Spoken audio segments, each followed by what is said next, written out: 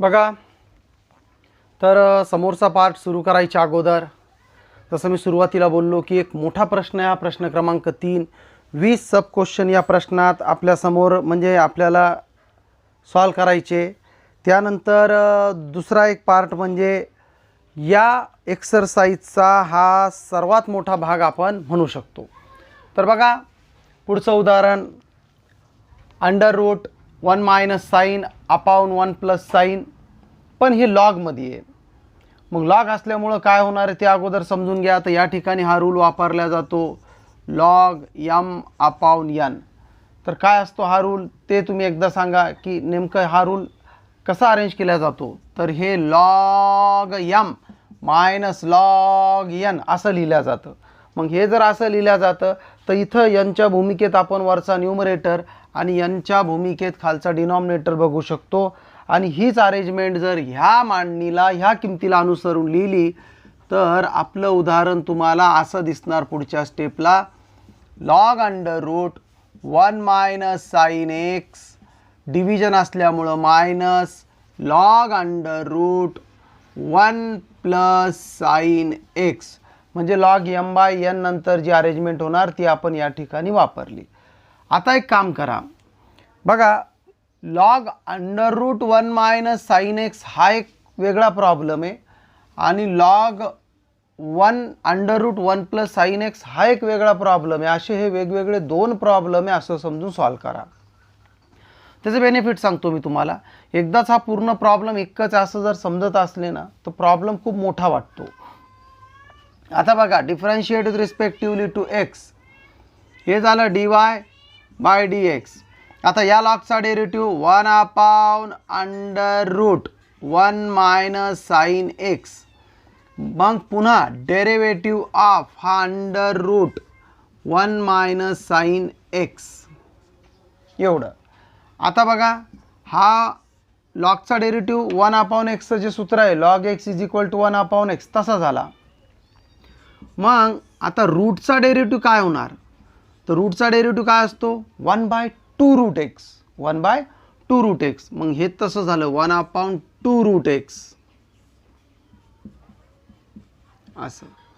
आणि फायनली आपण रूटमध्ये जाणार. मग रूटमधल्या या 1चा डेरिव्हेटिव्ह 0 आणि मायनस साईनचा डेरिव्हेटिव्ह हा मायनस कॉस एक्स. सेम हीच प्रोसेस म्हणजे अशाच पद्धतीनं आपण पुढचा पार्ट क्लिअर करणार, पुढचा पार्ट सॉल्व करणार. म्हणजे बघा पुन्हा तेच मायनस. बघा आता या लॉगचा डेरिव्हेटिव्ह 1 अपॉन एक्स, एक्सच्या भूमिकेत हा रूट 1 प्लस साईन एक्स. ठीक आहे. नंतर पुन्हा √चा derivative d/dx of √1 plus sine x. म्हणून तुम्हाला मी काय शब्द वापरला की याचे दोन तुकडे करा तुम्ही. मग आता पुन्हा तेच हे ॲज इट इज आलं √1 प्लस साईन एक्स आणि पुन्हा या रूटचा डेरिव्हेटिव्ह 1/2 √1 प्लस साईन एक्स. ठीक आहे. आणि या साईनचा डेरिव्हेटिव्ह मी इथं लिहितो कॉस एक्स. आता समोरच्या स्टेपला आपलं हे उदाहरण कसं दिसणार बघा. हा मायनस कॉस झाला न्यूमरेटरचा as it is minus cos x.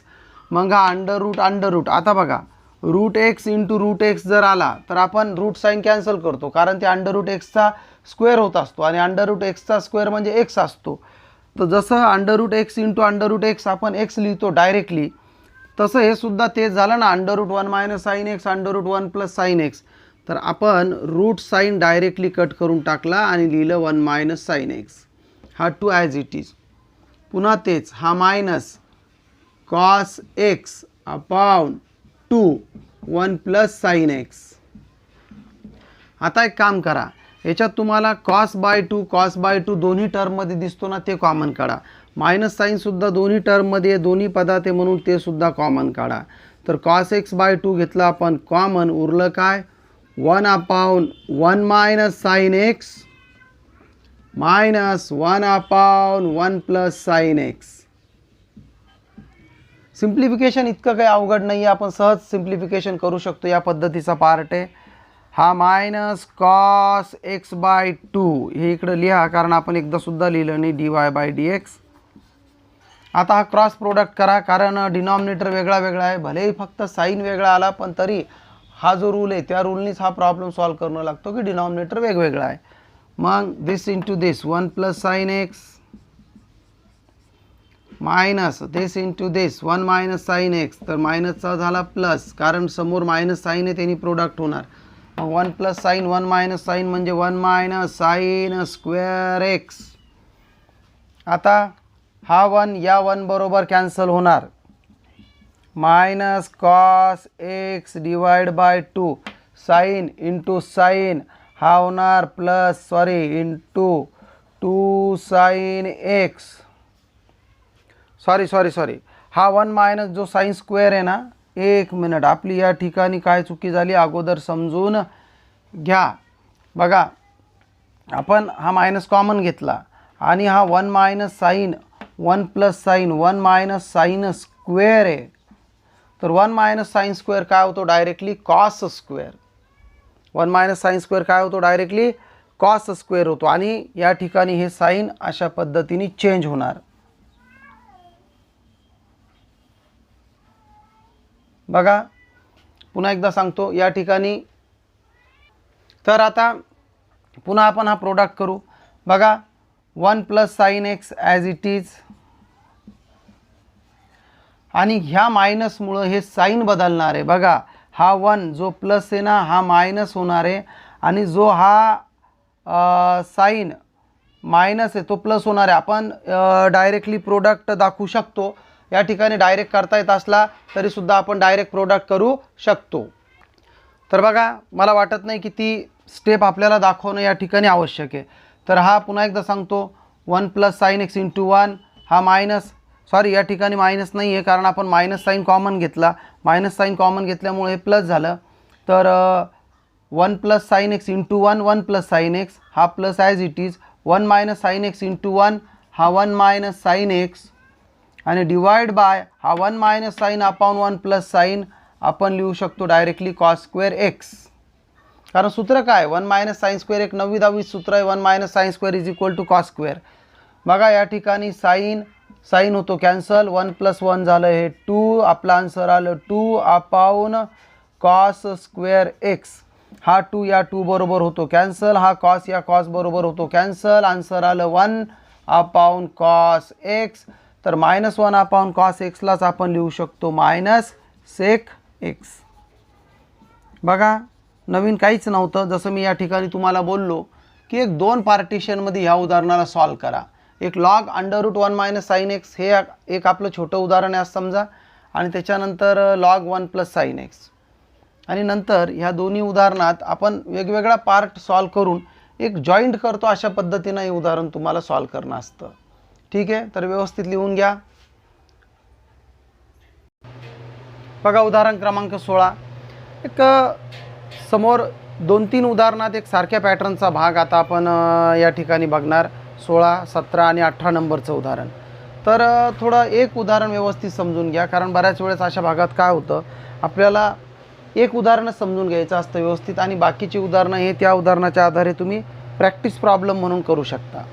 तर या ठिकाणी तुम्हाला लॉगॅरिथमचे रूल खास करून वापरणे ते समजून घ्या. जसं लॉग पी इंटू क्यू जर आला तर आपण याला कसं लिहितो, log P plus log Q. बरं, हाच लॉग पी प्लस क्यू न येता पी बाय क्यू जर आला तर आपण याला कसं लिहितो, log P minus log Q. बरं, असं समजा या दोन्ही क्रिया जर सोबत आल्या, जसं log P into M by N, तर अगोदर या ठिकाणी लॉग पी होणार, नंतर इथं प्रोडक्ट आहे म्हणून प्लस साईन, हे लॉग एम अपॉन एन, आणि नंतर log P plus log M minus log N हे असं होणार. म्हणजे आपल्याला ह्या पूर्ण रूलचा वापर या ठिकाणी आहे. जसं हे झालं लॉग आता जर इकडं पी इंटू यम बाय एनचा स्क्वेअर आला असता तर या ठिकाणी कसं झालं असतं, log P plus log M by एनचा स्क्वेअर. आणि आपला रूल काय सांगतो लॉगॅरिथमचा, की हा 2 आपण समोर लिहू शकतो, 2 लॉग यम बाय एन. म्हणजे काय असतं, बऱ्याच वेळेस असं जे उदाहरण आहे, आता हे जे तुम्ही समोर उदाहरण बघता हे related with some logarithmic rules आहे. मग जर हे रूल तुम्हाला क्लिअर नसतील, लिहू शकता हे रूल, तर आपण हे समोरचं उदाहरण सॉल्व करू शकत नाही. मग ह्या रूलचा वापर अगोदर या ठिकाणी आपल्याला व्यवस्थित जमतो का ते टेस्ट करा, ते बघा. तर ही अरेंजमेंट तुम्हाला व्यवस्थित जमणं आवश्यक असतं. उदाहरणार्थ पहा, हे झालं y is equal to log. आता हा 4⁻² आहे ना, यमच्या भूमिकेत आला असं समजा. ही व्हॅल्यू आणि ही पूर्ण व्हॅल्यू याच्या दरम्यान मल्टिप्लिकेशन साईन आहे, म्हणजे कसं आलं, log 4⁻² plus log x² plus 5 upon √2x³ minus 4⁻³ असं आलं. म्हणजे हा चेंज समजायला तुम्हाला लॉगरिथमचे रूल व्यवस्थित माहीत असणं आवश्यक आहे. बऱ्याच वेळेस काय होतं, आपल्याला तो भाग माहीत नसतो, आपण डायरेक्ट उदाहरण सॉल्व करायला जातो.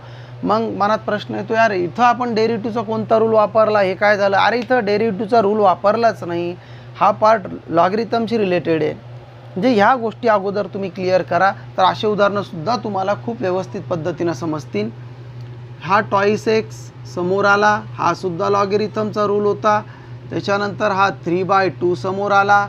आता हा लॉग आणि आपण वरच्या न्यूमरेटरला यम आणि खालच्या डिनॉमिनेटरला एन कन्सिडर करून लॉग यम बाय एनला आपण कसं लिहू शकतो, log M minus log N असं लिहू शकतो ना याला.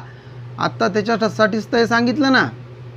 तर ह्या ठिकाणी फक्त किमतीत बदल झाला इतकं लक्षात असू द्या, किंवा हे समजून याला असं लिहा.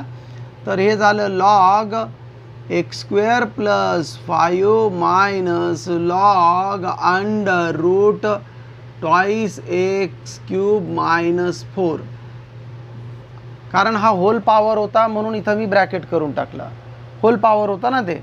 आता डिफरन्शिएट रिस्पेक्टिव्हली टू एक्स आपण या ठिकाणी करणार.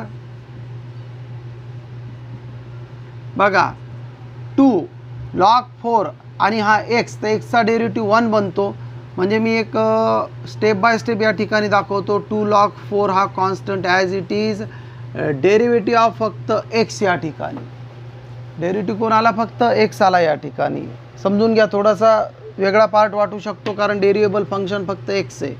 प्लस हा प्रोडक्ट झाला 3/2 आणि डेरिव्हेटिव्ह कुणाचा, लॉग x² प्लस 5चा.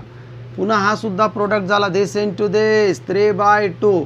डेरिव्हेटिव्ह कुणाचा, d/dx log √2x³ minus 4चा derivative.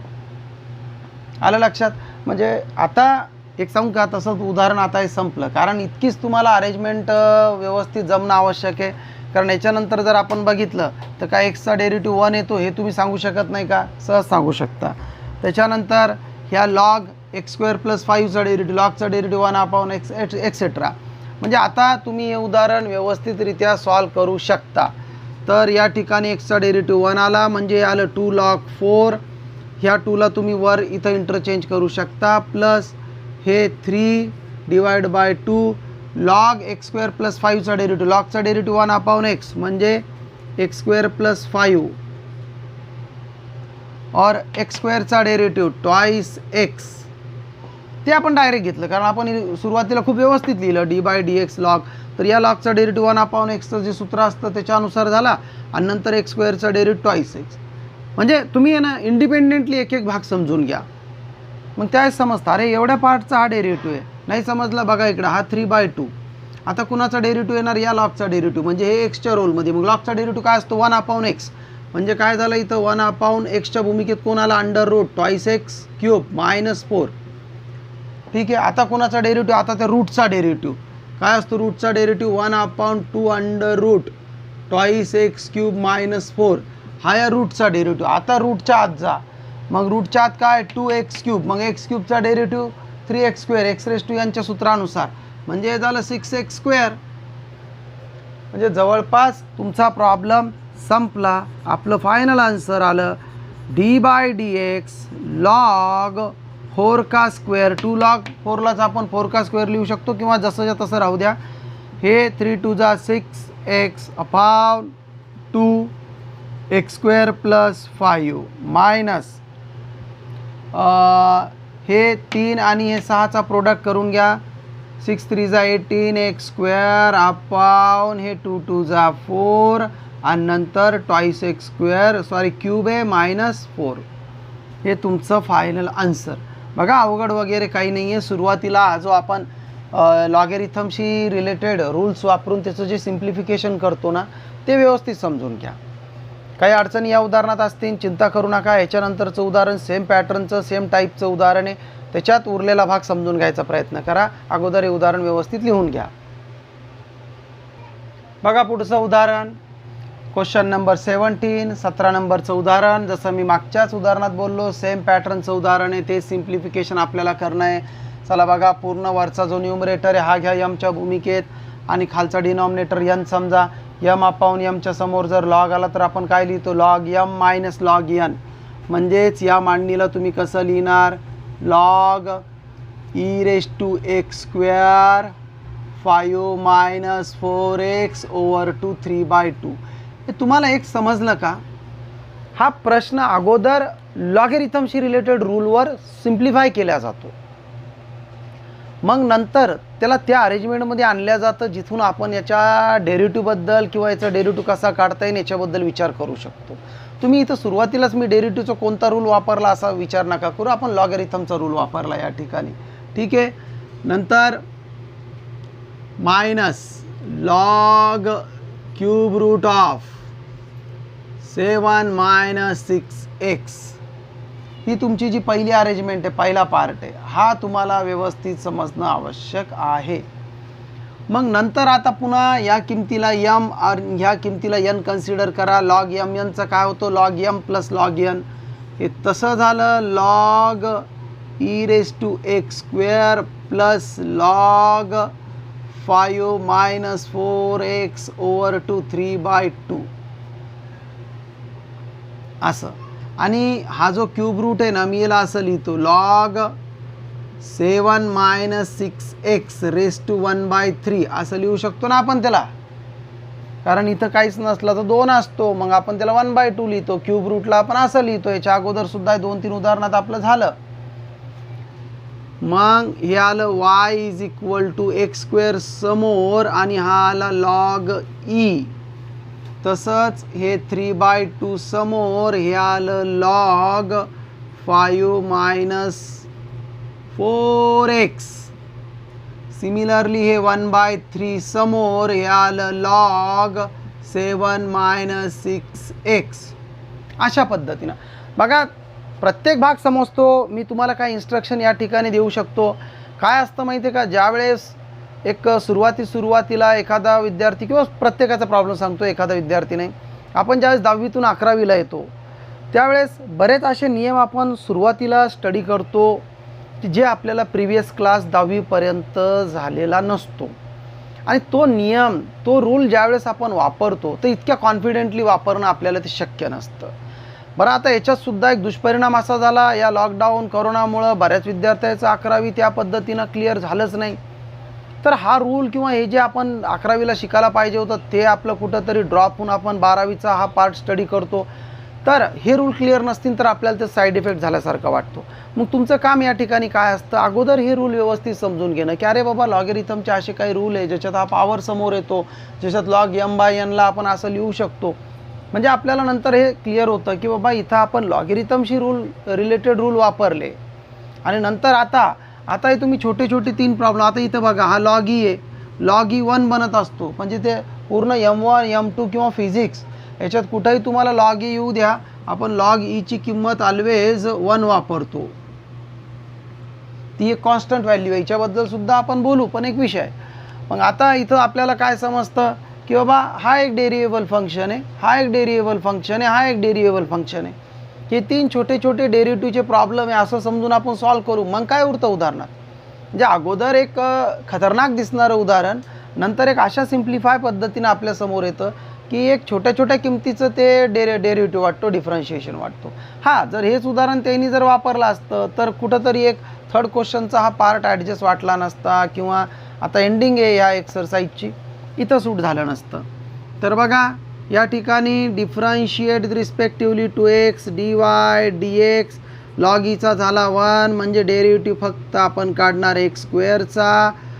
इकडं पुन्हा 3/2 derivative of log 5 minus 4x minus 1/3, पुन्हा derivative of log 7 minus 6x. ठीक आहे. आता हे झालं एक्स स्क्वेअर प्लस 3/2 लॉगचा डेरिव्हेटिव्ह 1/x म्हणजे 1/5 मायनस 4x. ओके, हा मायनस 1/3, पुन्हा या लॉगचा डेरिव्हेटिव्ह 1/x म्हणजे 7 मायनस 6x. बघा या ठिकाणी एक छोटी मोठी चुकी केली आपण, चला चुकी दुरुस्त करून टाकू.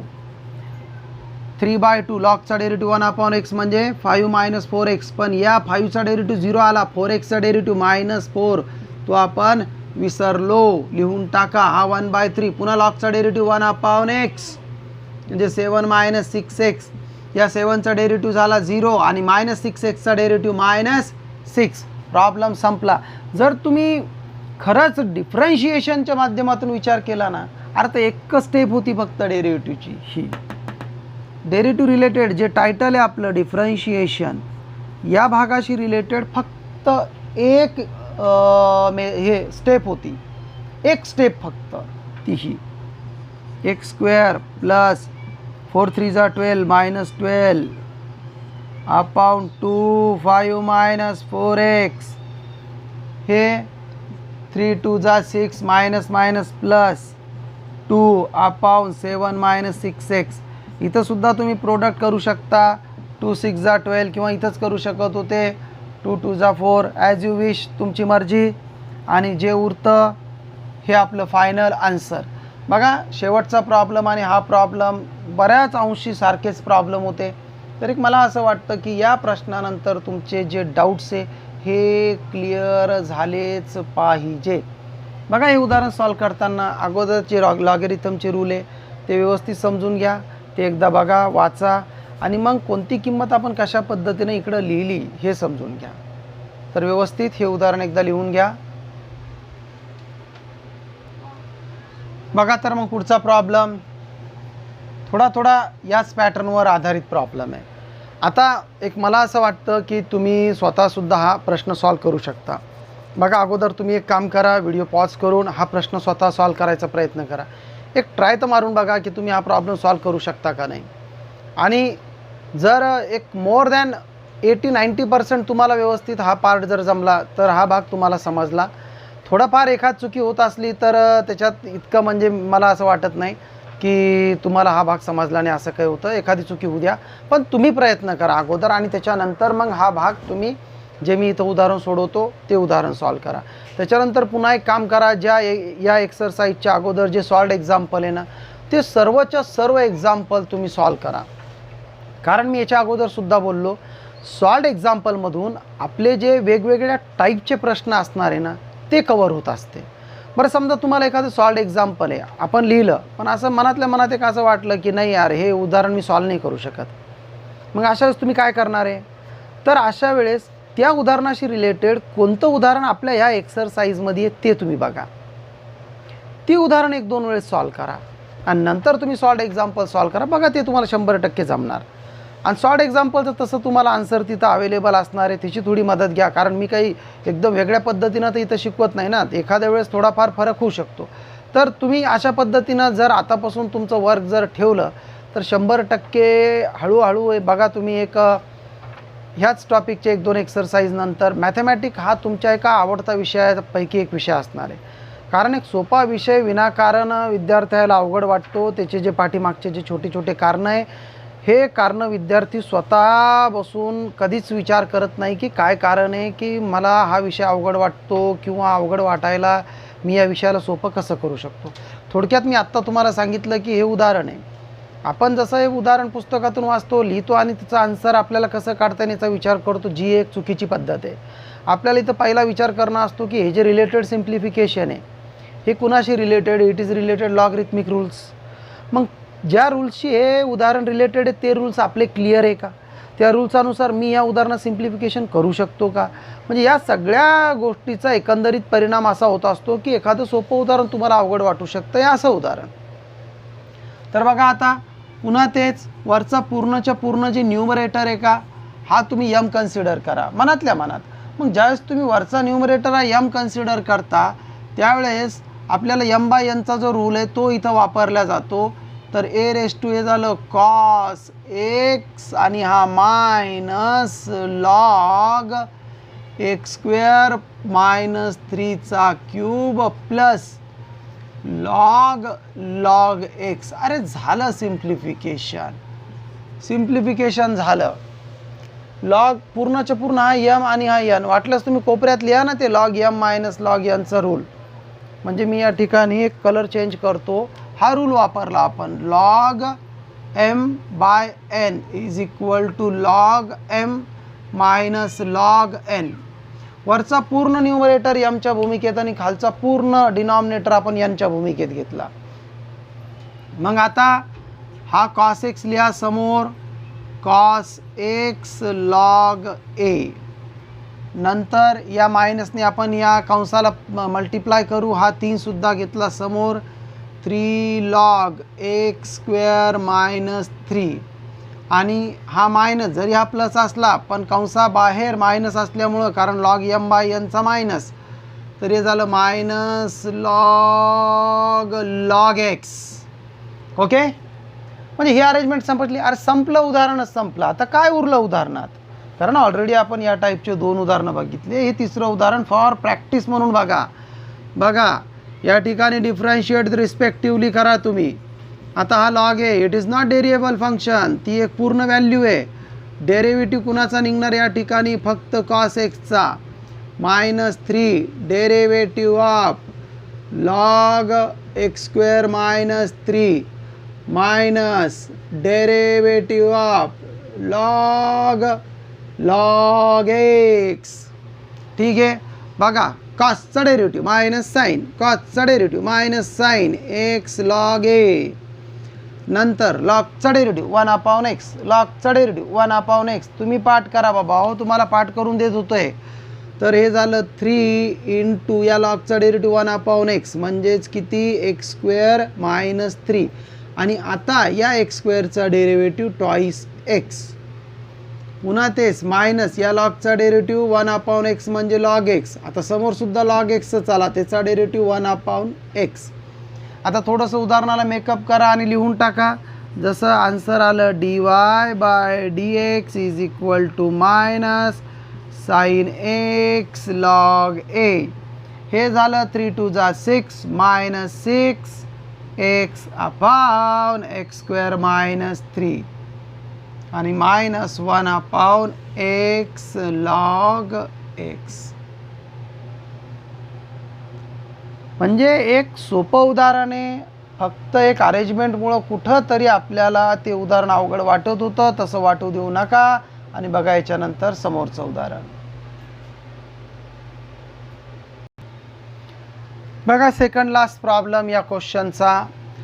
हा प्रॉब्लेम क्लिअर करायच्या अगोदर जो रूल या ठिकाणी लिहितो व्यवस्थित समजून घ्या.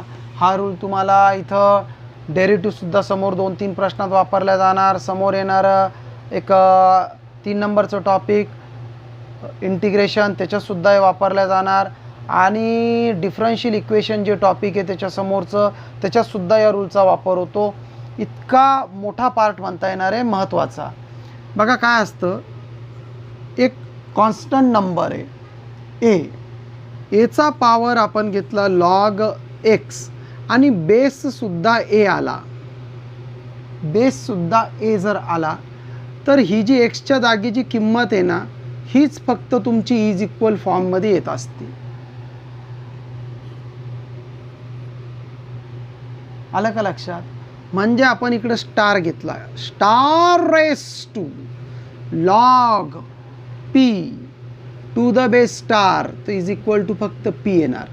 चला थोडक्यात मी तुम्हाला सांगतो. जर असं उदाहरण आलं 5 raise to log sec square x to the base 5, तर काय येणार आहे?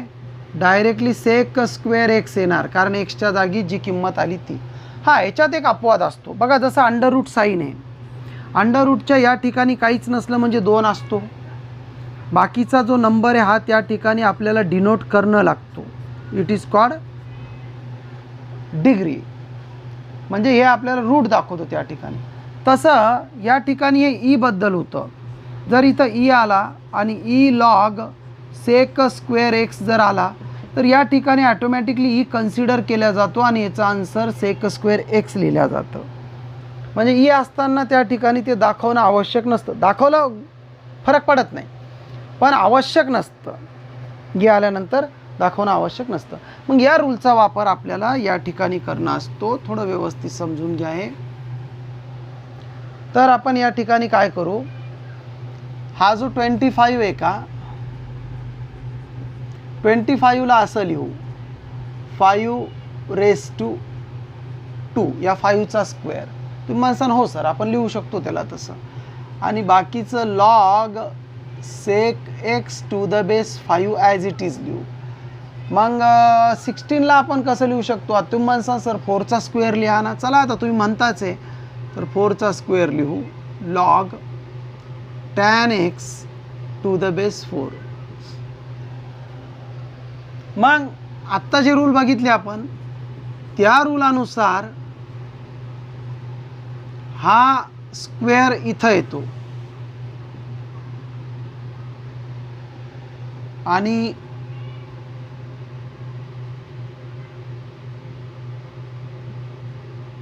हा इकडे येतो.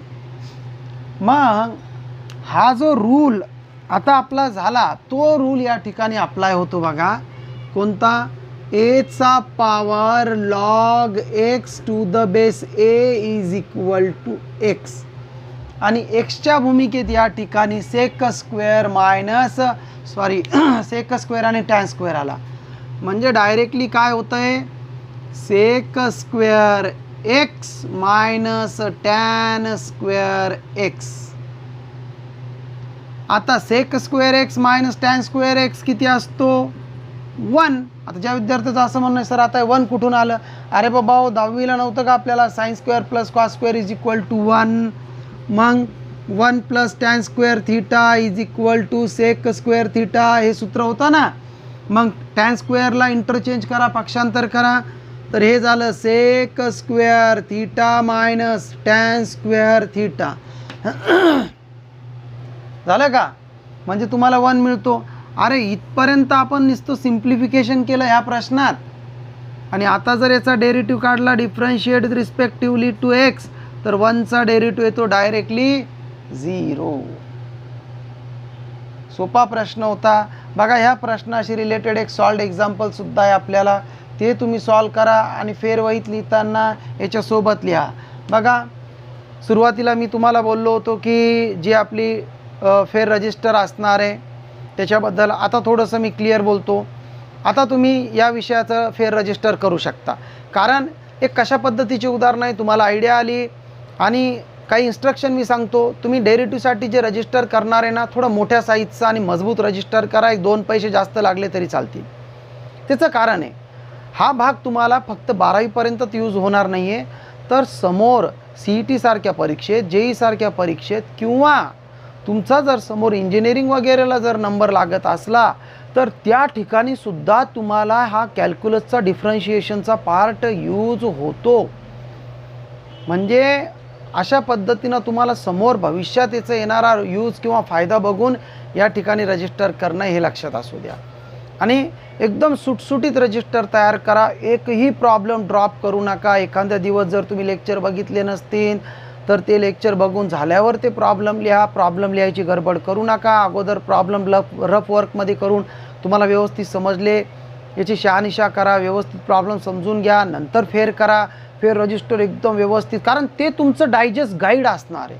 फेर रजिस्टर तुम्हाला दुकानातून कोणतंच पुस्तक मॅथमॅटिक्ससाठी आणायची आवश्यकता नाही आहे. फक्त घेतलं तर आपलं टेक्स्टबुक घ्या, इतकंच मी सांगतो. अदर पुस्तकाची आवश्यकता नाही आहे, कारण आपण इथंच पूर्ण पुस्तक क्लिअर करून घेणार आहे. त्याच्यामुळं अदर पुस्तक तुम्ही घेताच कशाला. ठीक आहे. तर आता या प्रश्नाला व्यवस्थित लिहून घ्या. पुढचा प्रश्न यू बाय व्हीच्या रूलनी सॉल्व केला जातो. सोपा प्रश्न आहे, तुम्ही करू शकता एक आशा करतो मी. आता हा प्रश्न लिहून घ्या. याच्यानंतर आपण मागच्या प्रश्नातला एक क्वेश्चन ड्रॉप केला होता बघा, तो प्रश्न घेऊन टाकू आणि त्याच्यातसुद्धा लॉग होता. तर अगोदर हा प्रश्न लिहून घ्या बघा. पुन्हा तेच थोडंसं एक लॉगरिथमशी रिलेटेड हा पार्ट होता, म्हणून मागच्या प्रश्नातला क्वेश्चन नंबर 2चा हा 16 नंबरचा प्रॉब्लेम जो आपण ड्रॉप केला होता. कारण ड्रॉप केला होता म्हणजे ते काही अवघड वगैरे होता म्हणून ड्रॉप केला नव्हता. तर या ठिकाणी बॅक टू बॅक आपले लॉगशी रिलेटेड प्रॉब्लेम आपण सॉल्व करणार आहे. काहीतरी एक लॉगशी रिलेटेड रूल या ठिकाणी होता, म्हणून आपण आता या ठिकाणी हा प्रॉब्लेम बघू. बघा, लॉगरिथमचा रूल कसा असतो. लॉग एक्स, मी इथं फक्त सुरुवातीला एक्स वापरतो. टू द बेस जर ई आहे तर याला आपण कसं लिहितो, log x upon log E. पण लॉग ई हा 1 बनतो, म्हणून आपण डायरेक्टली याला लॉग एक्स असंच कन्सिडर करतो टू द बेस ई असल्यानंतर. ॲक्च्युअल जर दुसरे नंबर्स जर आले, लॉग ई बेस वापरला आणि हा लॉग एक्स, तर या ठिकाणी आपण लॉग एक्स लिहिणार. पण इथं गडबड काय झाली, हा ई स्क्वेअर आला टू द बेस, आणि हे स्क्वेअरमुळं आपलं हे उदाहरण मी तिथं न घेता ड्रॉप करून इथं घेतलं. तर स्क्वेअरमुळं हा रूल जो log x to the base e असला की लॉग एक्स बनतो, ते आपल्याला पटकन समजतं. पण इथं आपल्याला काय करणं लागतं, y is equal to log x तर वापरणं लागतोच, पण टू द बेस आपल्याला काय वापरणं लागतो या ठिकाणी, लॉग ई स्क्वेअर. म्हणजे बघा काय असतं, फक्त लॉग ई असताना तर हा स्क्वेअर नसता, लॉग ई 1 बनतो, म्हणून ते लिहिण्याची गरज नाही आहे.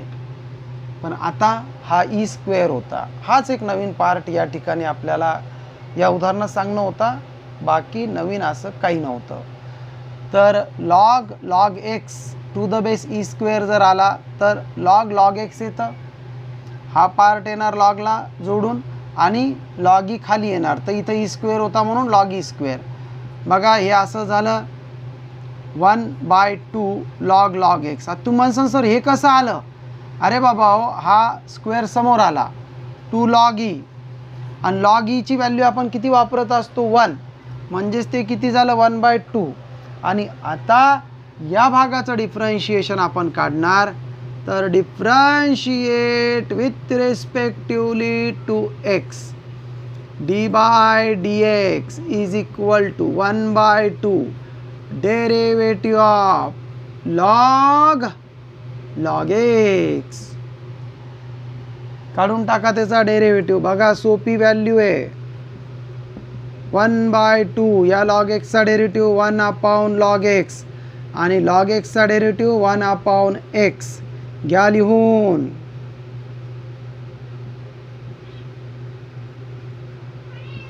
बघा एक छोटा पार्ट या एक्सरसाइजचा आपला बाकी आहे.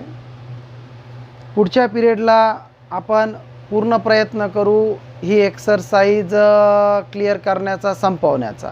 आता तुमचे जे काम आहे 1-2 ते म्हणजे रिव्हिजनसाठी एक भरपूर मटेरियल तुमच्याकडे अवेलेबल झालं. एक भरपूर रिव्हिजन करा, फेर रजिस्टर करा, हळूहळू ते पूर्ण करा, आणि याच्यानंतर तुम्ही डायरेक्टली फेर रजिस्टरमध्ये लिहिलं तरीसुद्धा चालणार.